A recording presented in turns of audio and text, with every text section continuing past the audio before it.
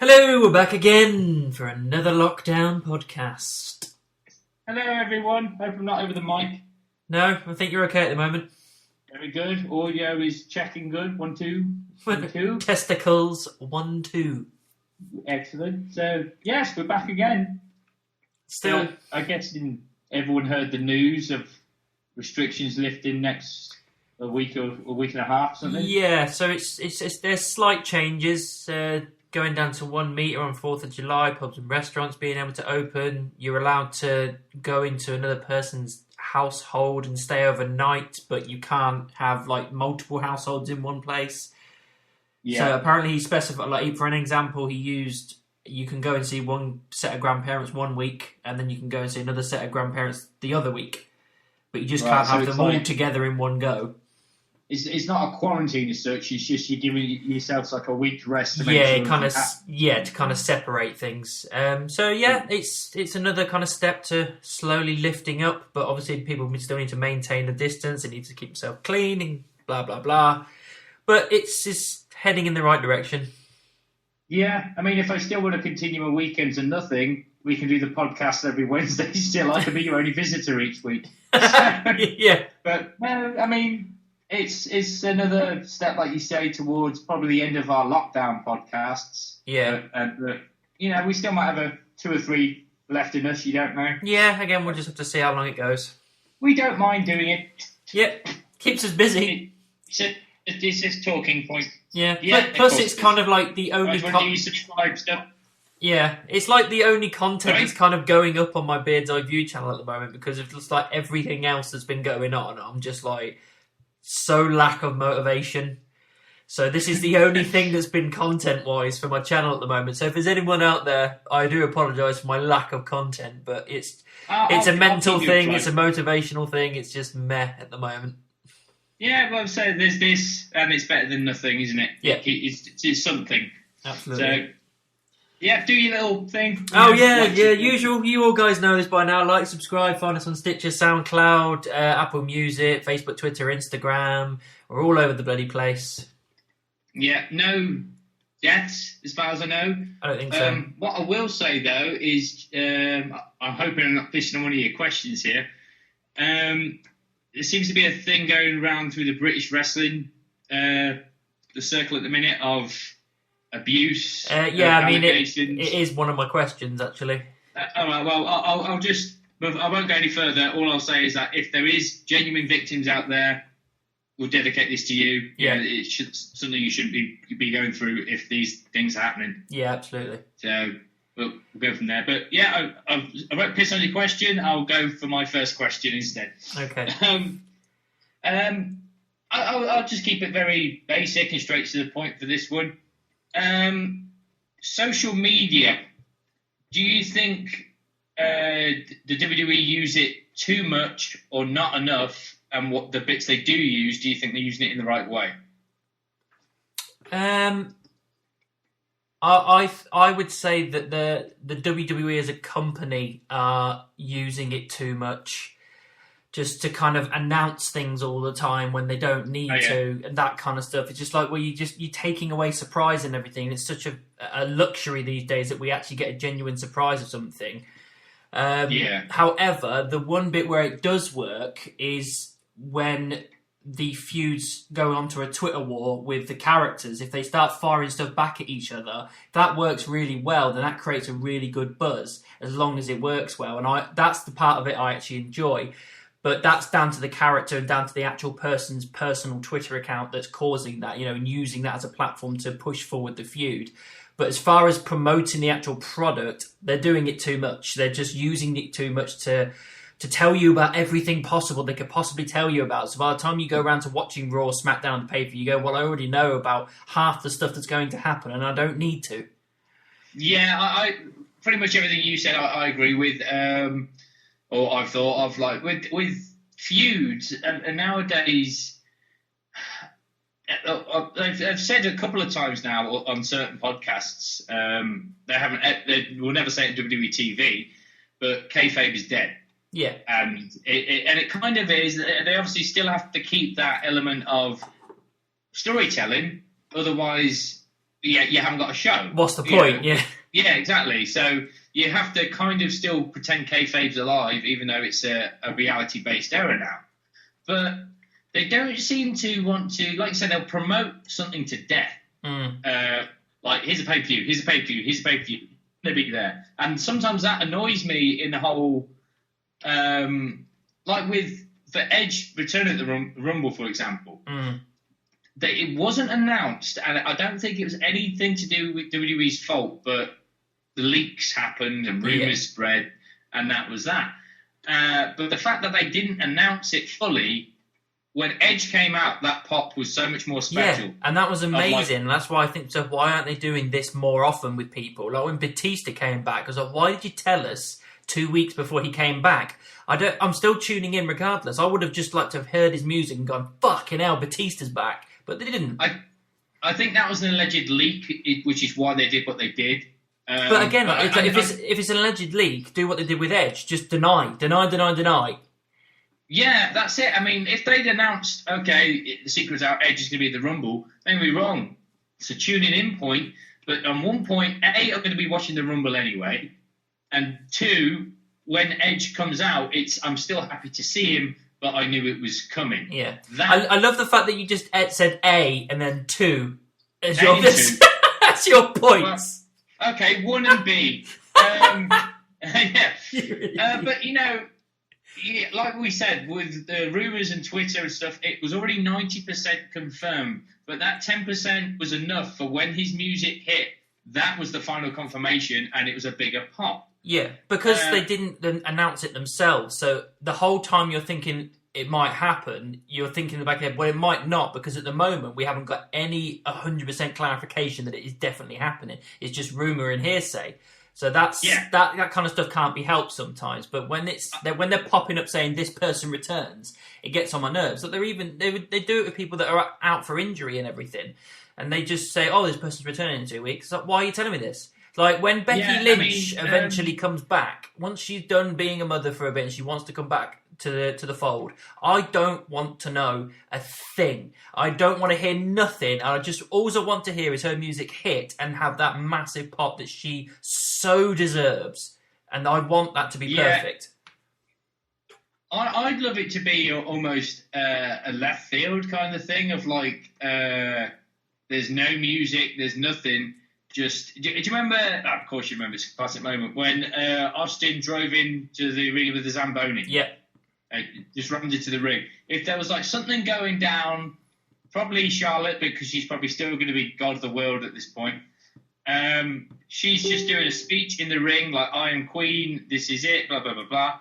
And then just you hear this ruckus and chaos backstage, and Becky's driving something, and you're like, not only, holy shit, what's going on, but holy shit, that's Becky. Yeah. That moment in itself is something. But sorry, to get back on point, when the Hardys returned... That was perfect. They did something really smart. Everyone knew they were in Orlando that weekend for other wrestling shows, but about an hour before the show, they put a photograph of themselves at the airport saying, "Thank you, Orlando, it's been a blast." To put people off the scent of, like, maybe they're not doing this. If Edge did the same, like found an old photograph of him at home with the family, and the night of the Royal Rumble, he, just laying on the sofa, and he tweeted, "All comfortable with the family, can't wait to watch the Rumble tonight." It would have put people off the scent a little bit. But so they need to use social media to that advantage, and like you say, create rivalries. Like the Matt Riddle Goldberg footage that was leaked of them having a bit of a standoff backstage. Pretty sure that's legitimate, but they can use stuff like that to make people think it's real when it's not. Like if they essentially leak. So essentially, it's not a case of them using it too much, which I think they are, but it's them using it in the right way. Don't just use it and announce things that are happening. Use it in a way to throw people off the scent so that you just don't know. Yeah, like for example, this at SummerSlam this year, the main rumor is Drew we defended the WWE Championship against Randy Orton. which I'm fine with. I'm down with that. But if they around now really put up something on Twitter that all the wrestling websites and articles will feed up of Drew McIntyre and Randy Orton in a backstage brawl, off cameras, people are going to think, is this real? Did that really happen? Have they got a real fight? And when their match is announced, it adds that extra buzz of, are they really going to kick the shit out of each other? Yeah, are they going to be professional? Yeah, it also kind of puts that kind of thing as like, well, have they just put this together for storyline, or have they put this together because they had to react because of the backstage thing? And it makes you speculate, and it forms your own story. So if it forms your own story and the thing in your own back head, it makes it more personal to you. It's the same as if you're reading a book for the first time. You're picturing those characters the way you want to, so it's personal to you. If you're being told how they're meant to be doing it, it's not as personal because it doesn't have your own reflection onto it in any way. Yeah. The perfect example of being told what to do and social media is putting the greatest wrestling match ever. Don't tell us. Yeah, we'll tell you. Yeah. As fans, we'll tell you. So, yeah, I mean, some of it they use great. Of course they should advertise stuff, but maybe turn the advertising stuff down a notch and use it to your advantage as far as what your product can be. 100%.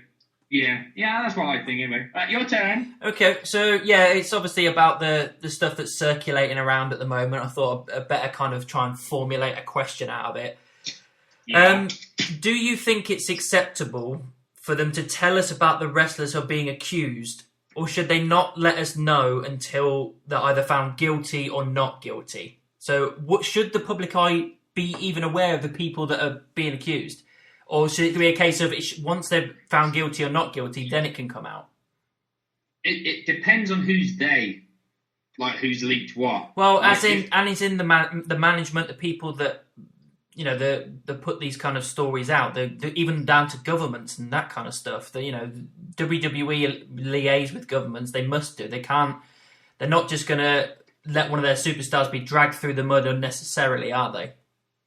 No, I mean, as far as the list of stars, primarily British at the minute, that have been released, I don't think it was anything by a company. I'm not sure where the leak was from, but at that point, it's even at that point, even if it's a reliable source, if it's not coming from a company itself, it's hearsay still.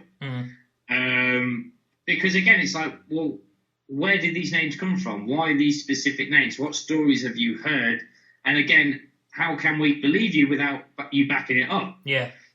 So, I mean, there's a couple of stories I heard were, because a lot of people jump straight to sexual abuse. Some of it is, but some of it is mental and bullying and stuff. I mean, case in point, if we're talking all abuse, which is bullying, why isn't JBL in that list? Yeah, because he's one of the biggest bullies of them all. Exactly. So, just to kind of give an example of some of the stories I've heard, I read one about Matt Riddle. Yeah. And the one I read was that the girl that had accused him of this said she was a wrestler herself at the time. She was travelling with Matt and two other guys who fell asleep in the back seat. And long story short, Matt kind of threatened and forced her to give him oral sex and all that stuff.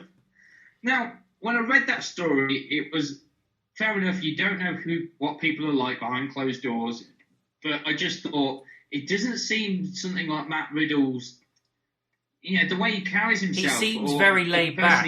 Yeah, he seems so laid back. Like the person he is in the ring, to me, it seems he's very similar to that outside of the ring, as shown in the Goldberg confrontation backstage. It was. I think he seems very down to earth, kind of this kind of relaxed stoner kind of attitude to him, and that kind of forceful attitude just didn't sit right with me. But then it's like it's come out that she's been harassing him for years, and he's still got his legal team on it and all this kind of stuff. And this is kind of the point. Is like, don't believe everything that you're told. Just because it comes from a woman's mouth saying she's being abused doesn't mean she has been abused. You have to take it with a pinch of salt. And this is like kind of goes back to my original question. Why should we be being told about this kind of stuff before we know any facts? Because certain people are going to believe stuff and drag that person through the mud and say, oh, he must have done it because she said so. And then he's always got a stain on his character or stain on his person because people believe something that may not be true. This is it. I mean, the point I was getting with Matt of like, heard the story. I was just kind of like, don't see it, but who knows? Then I think it was my brother who told me the girl that accused him apparently been stalking him for years. I was like, well, there's almost 80% proof that this is horseshit, but don't count anybody out. Yeah. But where I respect what the WWE and Matt Riddle did here, he was on the last SmackDown. But he got a hell of a push by the looks of it. Yeah. I mean, beat AJ Styles and all that. But originally, he was pulled from the show. And he approached Vince and Triple H, and he goes, "Can I speak in the office?" And he laid down the law, or not the law as such, you can't tell him what to do, but but this is my side of the story. These are as much facts I can give. Just hear me out. And by the end of that meeting, he was back on SmackDown. So, again, there was no 100% proof he didn't do any of this, but the company did the right thing of going, you know what, we're going to stick by our employees, because as soon as I saw that list, it was kind of like, okay, whatever, some of them might be horrible people, but they're innocent till proven guilty. Yeah, this is my point, innocent until proven guilty. Yeah, so when all these cases are properly looked into and stuff, I hope someone has the foresight to go, right, all these cases have been investigated. Here's a list of the people that are unfortunately guilty. Here's a list of people that did nothing and we apologise to and we wish them well in their career. Because like you say, you don't want anyone's name to be dragged through the mud unrighteously. Yeah. So, I mean, in AEW, Jimmy Havoc has been accused of some of this. Apparently, the story's quite grim. I don't know the story. Right. But AEW put up something kind of saying, Jimmy's going through therapy, and he's going to, take this to trial, and we stand beside him with this. And then someone who shared the article was like, well, what about his victim? What about this? What about that? It's like, you have a victim. Oh, shit. So at the minute, him. Oh, sorry, I went there for a minute. Yeah, you did go for a minute. You might have to say that again. We kind of went up and down. Sorry, listeners. Yeah. Say again. Sorry, folks. Yeah. The company is standing by him while they think there's a chance he might be innocent. But if he's found guilty, I'm pretty sure AEW will be like, on your bike. Yeah. Why would you want but at the moment they can't just speculate. Yeah. Yeah. Sammy Guevara has gone through something similar. It's kind of unfair again because it was something he said, I think, back in 2006. Yeah. On a podcast where it was slanderous sexual terms towards Sasha Banks. Yeah. He's apologised. AEW have suspended him without pay, and the pay that originally would be his is going to a women's abuse fund. And I think that's the very professional thing to do. Yeah, because with the comments he's made, he hasn't done anything physical or emotional. He's made some bad comments, but there were comments he made in the past. He was probably really apologetic about it beforehand, and that he's realised he made a mistake and he's changed and he's grown up and realised he made a mistake.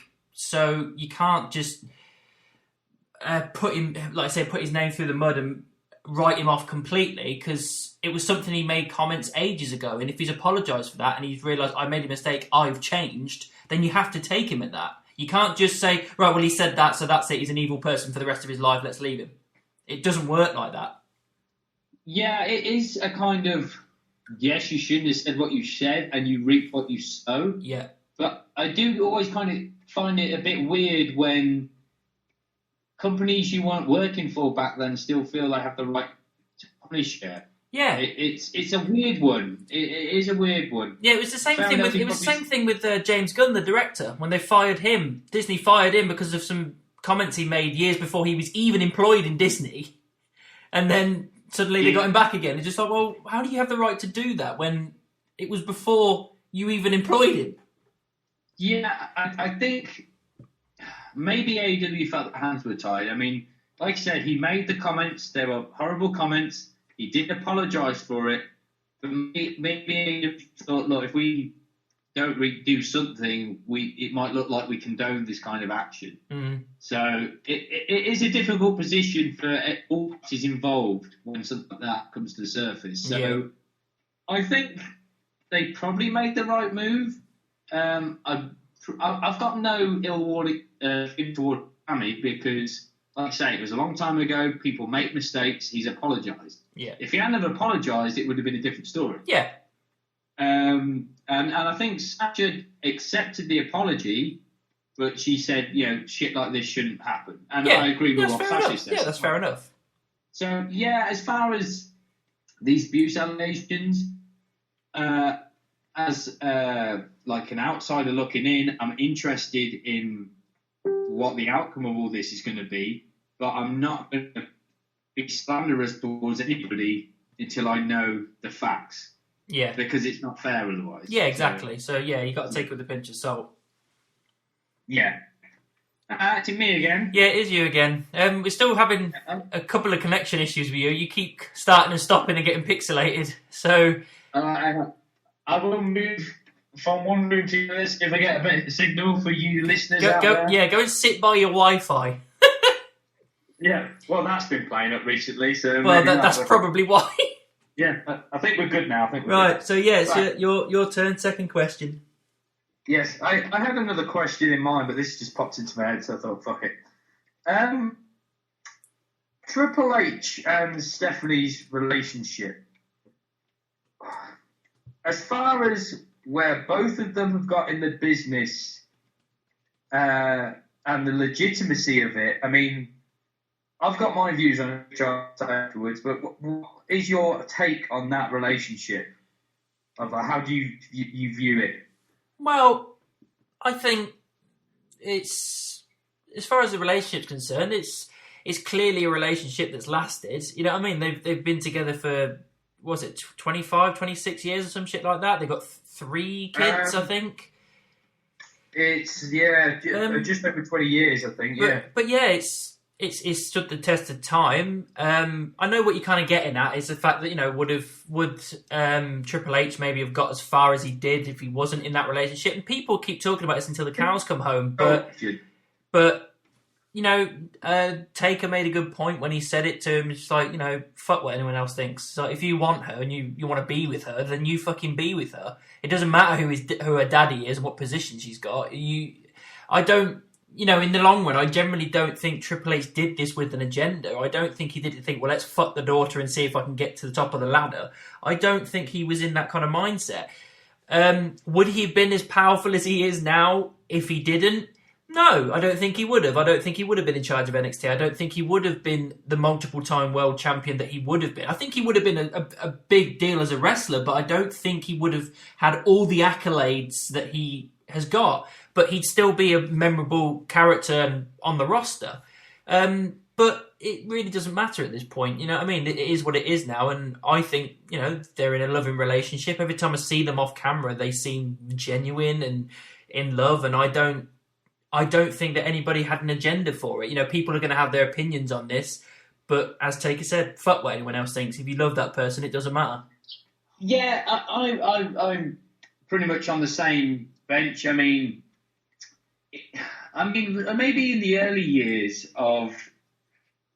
Excuse me, sorry, burping there. In the early years when the relationship first stemmed, and then he seemed to be getting the main event spotlight, of course it is going to be that kind of, well, what's going on here? Yeah, alarm bells go off.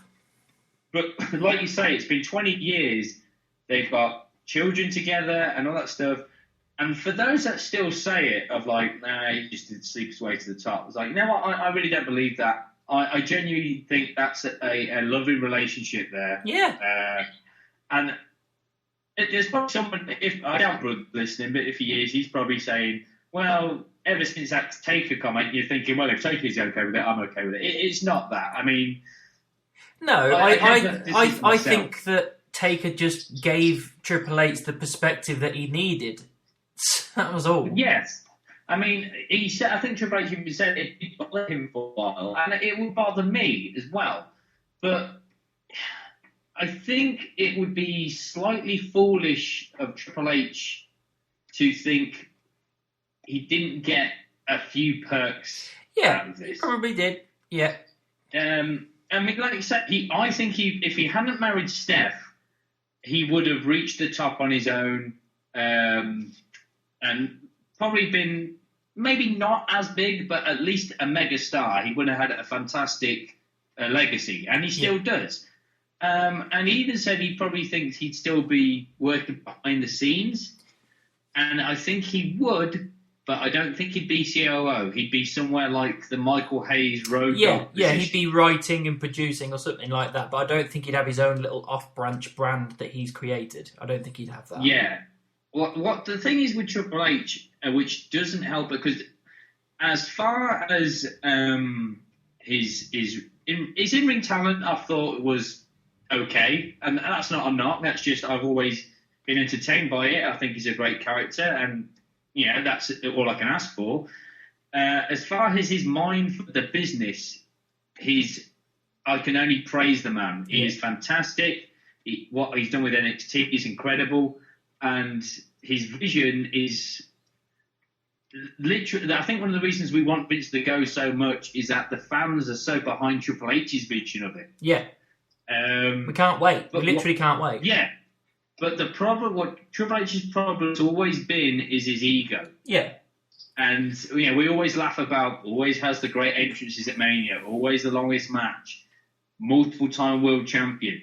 Some of those world championships he deserved. Others, it's kind of like, what's going on again? But, I think that's what hinders him a little bit of like, yes, you probably did work for every championship accolade you have, but when your ego gets the better of you, we're just going to respond with Steph. Yeah. You are. But, it is. But at the end of the day, it is what it is now. We're in that position, and for the most part, I'm happy for what he's done and given us. Yeah, and Steph's probably not like this. Triple H probably wouldn't like me saying this either, but I think the tables are turned slightly, as in all those people that said, Triple H is riding Steph's coattails to the top because she's a McMahon. I think it's turned. I think Steph is riding the coattails of Triple H of like, look how successful and business successful we are. And Triple H is the brains we are. I've seen that even in like promos and stuff when they used her in a storyline. It's kind of like she's like the little sidekick or something. Yeah, don't get me wrong. Steph's a smart businesswoman. Yeah, she is. But I think Triple H is smarter. Mm. So she's entitled to the kingdom when Vince steps down. But steps down? You mean dies? Yeah, that falls off the throne. Yeah, literally falls off the throne. Yeah, she's entitled to it. But I think Triple H is gonna. The fans are going to see Triple H as more of the king of the company than her as the queen. Yeah, that's just the way it's going to be. Yeah, I think so. Right, you're getting... Yeah, so my second question is, nice simple one. Who do you think will eventually be the one to take the title from Drew McIntyre? With the whole thing going on at the moment, he's beaten Seth, he's beaten Big Show, he's beaten Bobby Lashley, and it looks like he's due to beat Dolph Ziggler at Extreme Rules. And I'm pretty sure if this Randy Orton thing happens, he's probably going to beat Randy as well. They're throwing people to him to build him up, this guy that's unstoppable. So if they're building him up in that such a way, who do you honestly think's the guy to take the title from him? It's a difficult one, because the problem is what I do agree with, like, we saw through Lashley, probably will be with Ziggler, and I just don't see Orton taking it at SummerSlam. No. So if that all happens, he's tore through most of the dominant Raw superstars. The only two, right, run one I know you won't like, but it's a possibility we all have to, take into account. Brock Lesnar. That Brock might just come back and take it back. Oh, God. It just might That happen. is literally the worst case scenario. Yeah. Other than that, if again, this is something where they could already be working this, and we just don't realise it. If he suddenly comes up from the commentator table as a heel Samoa Joe. Oh, I wouldn't mind that if they build it right, but they've got to build it over time. So I think Joe needs to be going against some other people to kind of put him back in the public eye and build him again, so that when he literally goes for the title, we're like, okay, it's earned, it makes sense. I don't want him to just be thrown into it. I want them to build him back up again. Yeah, I think it'd be maybe late 2020, like Christmas time, it would happen. But yeah, they could do something like if the rumoured Lashley-Lesnar match does take place. You can keep Lashley as the heel by all means. I'm not saying turn Brock face. I mean, I think with those kind of characters, that match would work as a heel versus heel. But afterwards, they can still be mouthing off, depending, regardless of who wins that. And Joe could step up to Lashley and go, "You're not as hard as you think you are." Joe could have a small story with, Lashley. You can have Lashley and Joe for a couple of pay-per-views. Build up the dominance enough to when Drew and Joe clash, him taking the belt off Drew feels earned and legitimate. Yeah, definitely.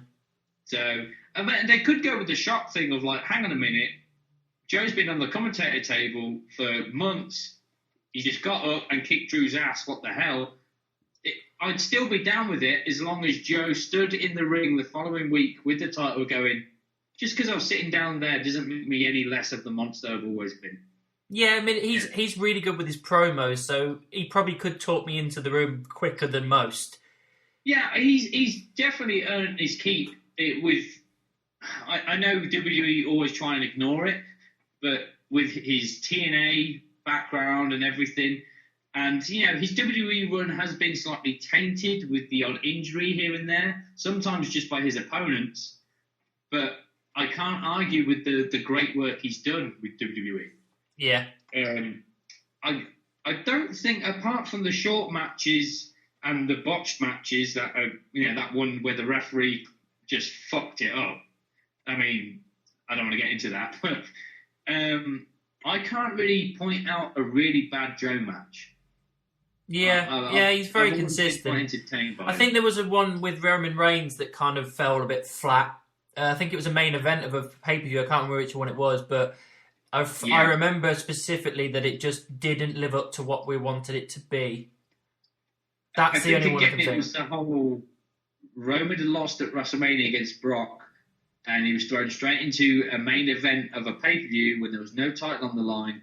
It was more to do with Roman than Joe, I think, back then. So Joe was just the wrong opponent at the wrong time, I think. But yeah, other than that, I really can't think off the top of my head. I'd love to say Ricochet, but I don't know where the hell he is. Yeah, not a clue, mate. No idea. Yeah. So, yeah, I think I'll go with Joe. I don't know. Did you have someone else in mind? I don't know what they're planning to do, but it wouldn't surprise me if it ends up being Roman Reigns. I thought it was SmackDown. Yeah, I know, but they're trading people back and forth all the time now. Yeah, so the brand split's kind of slowly coming to an end because, Vince. Yeah, so it wouldn't surprise me if it was Reigns. It wouldn't even surprise me if they ended up turning McIntyre heel, which is the stupidest idea ever. Please don't do that. But, we'll see. Yeah. But Joe, Joe I prefer, definitely. Yeah, I mean, I'd love it. Maybe even Kevin Owens. Owens, I mean, wouldn't mind Owens turning him heel. Definitely a good idea. Yeah. I'll be alright with that. So, yeah. Right, shall we go to the main topic? Yeah, so, we assume that we've probably got the same question. So if you ask yours, and then I'll tell you what mine is, and it's probably going to be in the similar sphere. Literally, it's not really even a question. Well, it is a question, but it's very open. I was just going to say, do you want to talk about the Taker thing? Is that it? It's not even a question, it's just a discussion. All right, well then, in that case... This will surprise you, but there's a big part of me that don't want to talk about this. Really? Yeah, because Well, there's mixed emotions, but I'll let you say your piece first. Okay, and then well, we'll go from there. the question that I was going to ask, so this is like the final question, guys, because it is the same topic. It's obviously all about The Undertaker, the last ride, and at the end he kind of more or less announced his retirement. The question I was asking is, do you actually think Taker is done? That's the main thing, the main crux of it, really. Short answer, no. That's what I thought. That's what everybody's saying he's done. But the little bit that made me doubt it is that he said if Vince was in a pinch, in case of emergency, break glass. And I was like, that right there, you're giving yourself a scapegoat right there to do one more match. You're doing it. Yeah. I think What Culture, I haven't read the article or watched the video yet, but What Culture already on about, apparently he's on about a final match. Yeah, like because I have also heard that recently he signed himself like a multi-year deal with them again. Like again, that could be producing and sorting out stuff in the performance center because he is dipping into that a little bit. But still, that could easily be matches as well. It would be. It's a 15-year deal, and it would be like performances, and it's more or less confirming that for the next 15 years he's going to be doing signings at WrestleMania Access kind of thing. Yeah. What I took from it, I think I said to my brother like 2 or 3 episodes into this last mini-series of like, I think he's going to announce it at the end of this, And the thing is, with what's going around the Facebook and all that stuff, and just even the news feeds, it's gone, Taker has announced his retirement. At no point in that documentary did he actually say the 2 words, I'm done. All he said I think I'm done is the closest we got. Yeah, he said he's got no ambition to get back into the ring. Fair enough. Nothing left to prove. At the moment. Yeah. And then he also said something like, this looks like the Cowboys riding off into the sunset for real this time. This looks like... Yeah, it looks like. That's the thing. He's leaving things open-ended. People haven't really read into the way he said stuff, and he does say certain words to make it go, well, if I want to change my mind, I can. Yeah, but also, like you said, if Vince needs me.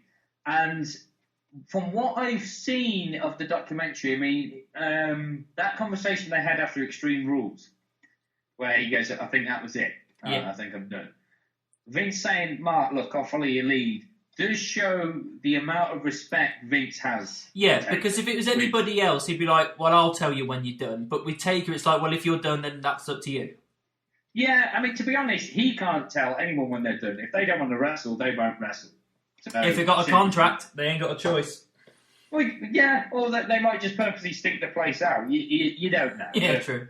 But from what I generally thought, maybe I just bigged it up in my head so much that when that last 10, 15 minutes of it goes, him going, yeah, I think this is it. And then it had like a small video package and stuff. It was slightly emotional. The most I ever got kind of emotional was when he mentioned his brother. Yeah, I didn't know about that either. That sucked. And then finding out that Michelle McCool's nephew died in the same week. It was like, fucking hell, what a terrible week they've had.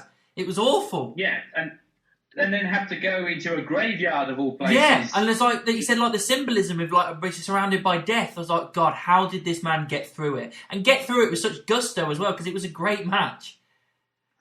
I think I put it on my Facebook.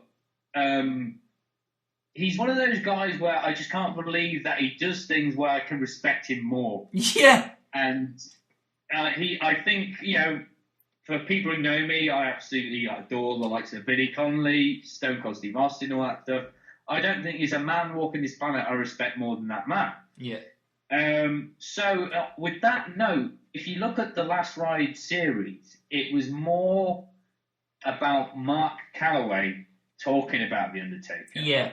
So if this is it, I think the only way I'll think, he actually retires if 2 years go by and there's nothing. Yeah. If you get something like that, then yeah. But yeah. I still think we're seeing him at Mania next year. And I wouldn't even be against him going against AJ one last time and going out on his Shield. I wouldn't be against that. You he's always been, I know why he's not overprotective of his character now, because it's different times and the end is near. But he's also smart in the whole evolving with how stories are told, similar to what we talked about of using social media and all that. So, anyway, what I was going to say with the Mark Calloway thing, it's 5 episodes of Mark talking about his career and then, kind of saying this is kind of it, I think. If it is it, as Mark Calloway, the man, I completely respect his decision to go out on his own terms, go and see his family, and, he's earned that after 30 years. It's not it wasn't like it was a bad way to end things. Yes, he didn't do the honours and go out on his shield, but he ended in such a good way. A boneyard match was really good symbolism. He was able to do the biker taker thing, so he was more human, which worked. And then just the nice symbolism of him raising his hand and going off on the bike into the distance. That's a nice way to kind of bookend stuff. So if it is the end, I'm not necessarily against it. It just, like I said, he leaves it open-ended for it to go again. Yeah, I think because 75% of my emotions is I'm pissed off with myself because as much as I respect the fact that, after 30 plus years, Mark has the right to say when he's done or not. As a fan of the character of The Undertaker, I'm not satisfied with the ending. You're not satisfied with it? You don't think that's good enough ending? Not for a caliber of that character, because, and again, this kind of is the conflict, because as far as the man goes, respect the shit at what he decides to do. Whatever he decides, I'll go with. But I look at things like Shawn Michaels' final match and Ric Flair's farewell. Yeah, you want something a little bit more solid with fans and a proper farewell.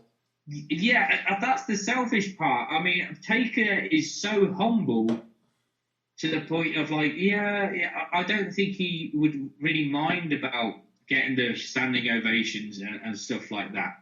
Selfishly, I want that moment to say goodbye to him. Yeah, that's fair. That's fair enough. I understand. I mean, I'd want that as well. But like you say, if that's not the decision he's made, then fair enough.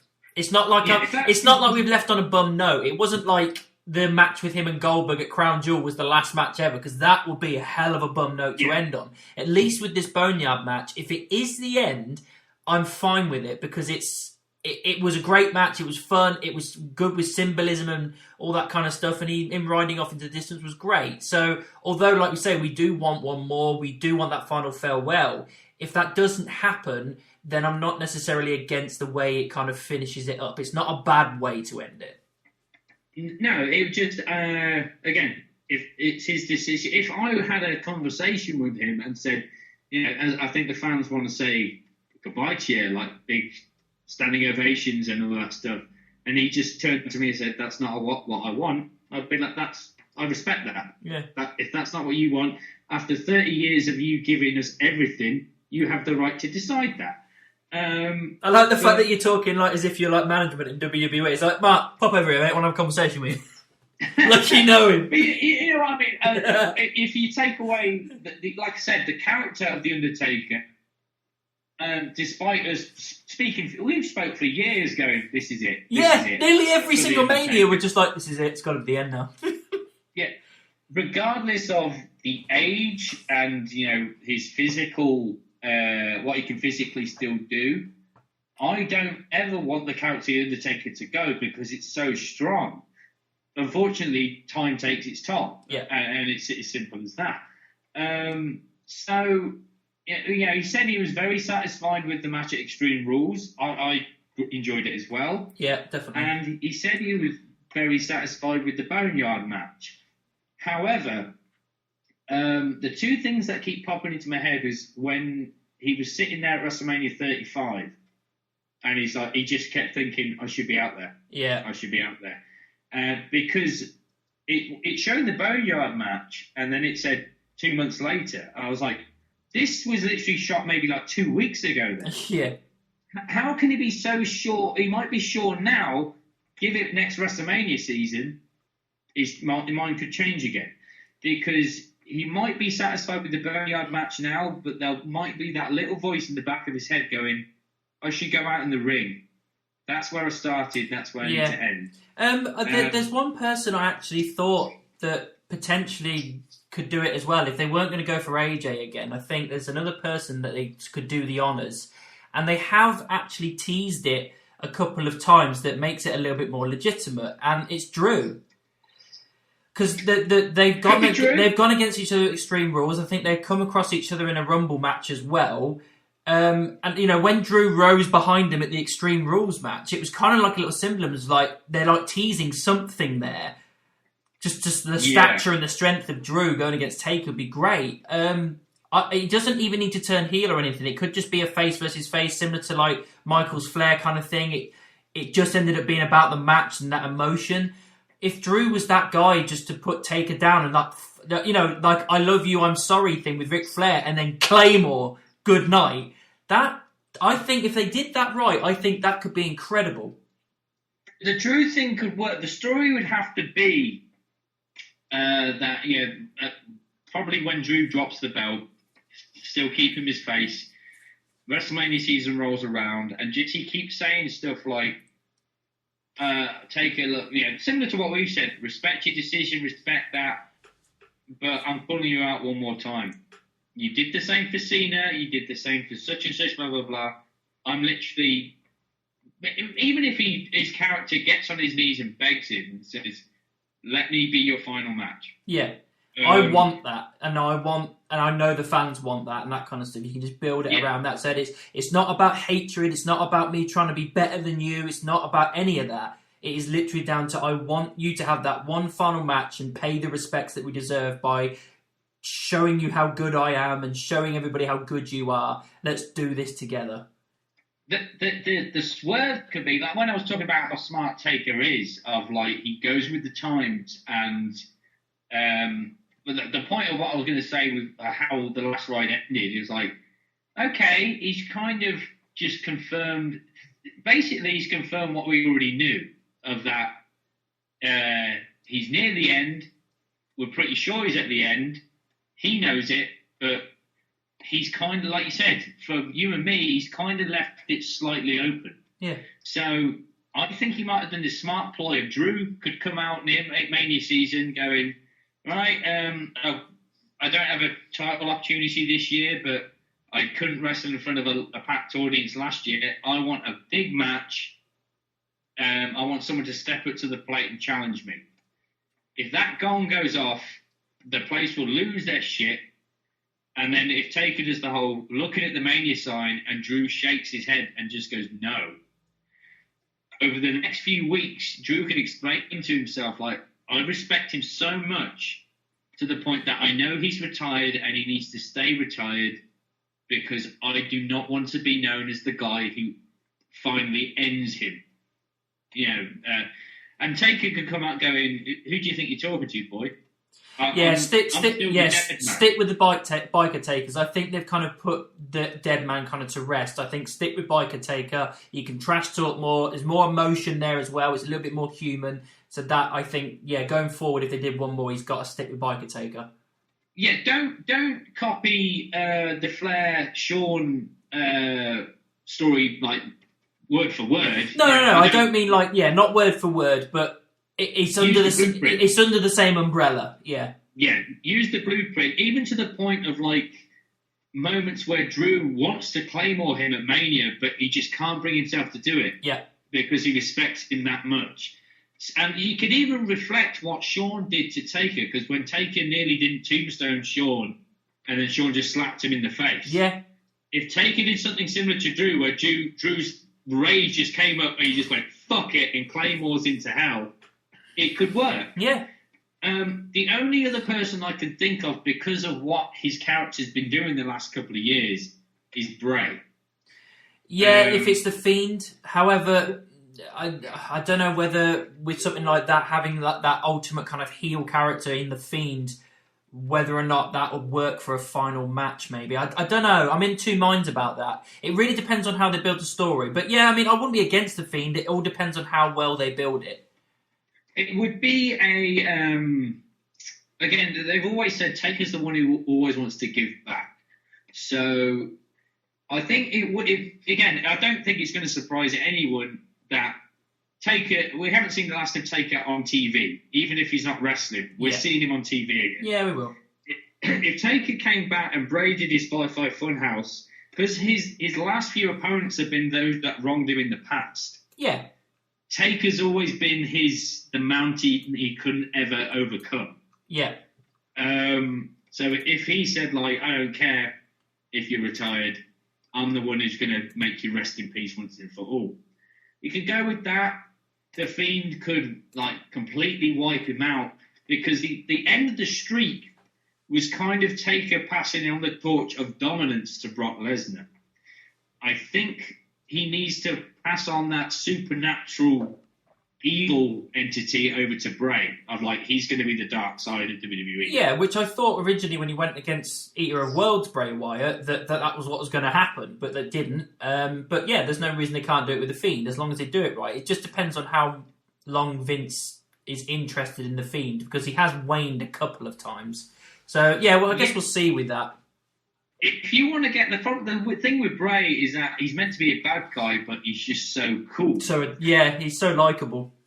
Yeah. So if you really want to do it, do you remember when Jeff Hardy left back in 2008? He was going to have he's got a standing ovation. He's at the top of the ramp to say goodbye, and Punk lays him out with the championship. Yeah. Just to ruin that farewell for Jeff. Like, what a dick move.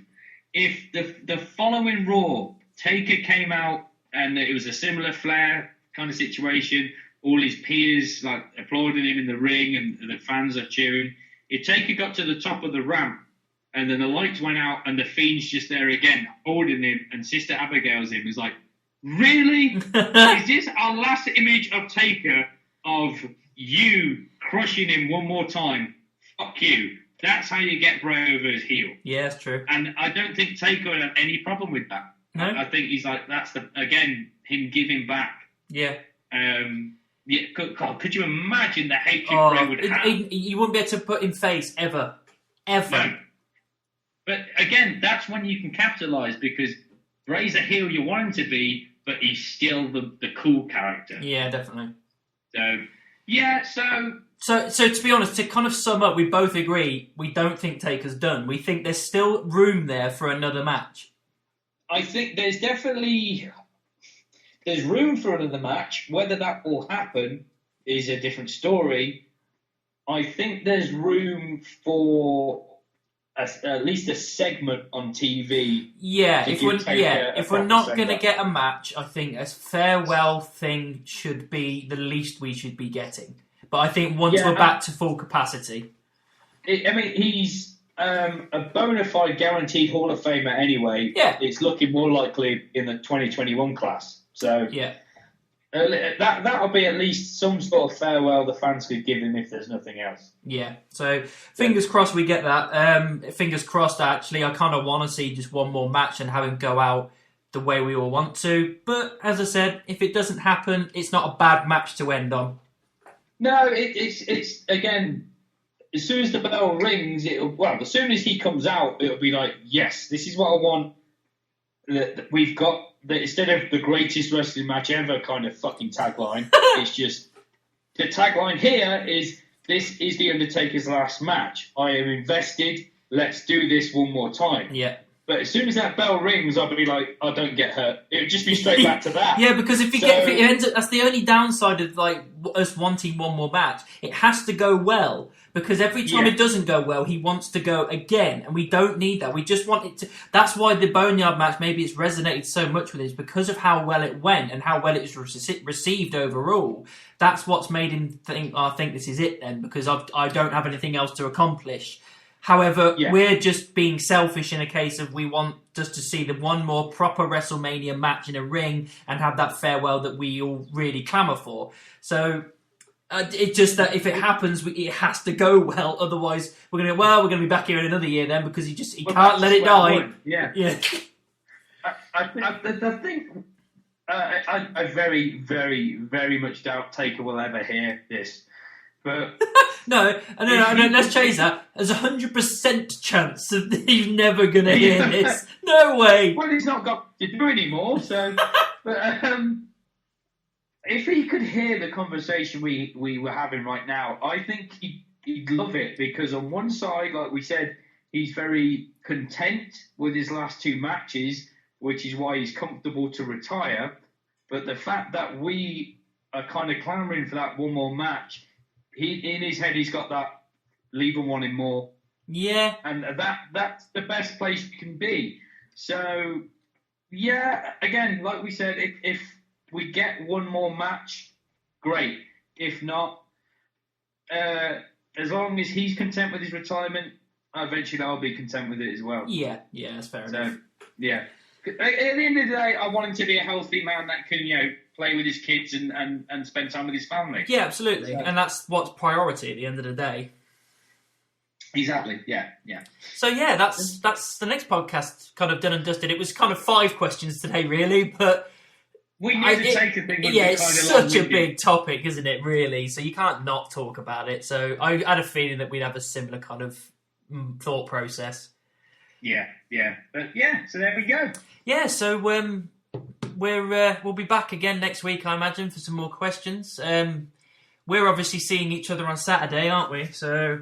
Yay! We're doing a social distance garden party for my wife's 30th, so we're actually going to have some beers and get drunk and have a good time, which has been a while, to be honest. Let's face it, even though we've just done this, we're probably going to speak about wrestling and bore the shit out of people at some point. I think maybe we should just nip it in the bud really, really quickly and get it out of the way, because we've got it's a long night with other people that we haven't seen in a while, so we should probably just get it done. Yeah, it'll be... Did you watch Raw, SmackDown? Yeah? Shit, wasn't it? Yeah, that's probably the outcome. Yeah, Raw and SmackDown are pretty shit. Yeah. Okie doke. Yeah, so like, subscribe, and next week I think we'll be back. I don't know what day specifically, but just keep a lookout for it. I'm sure it'll be here. Someday. Right, see you later.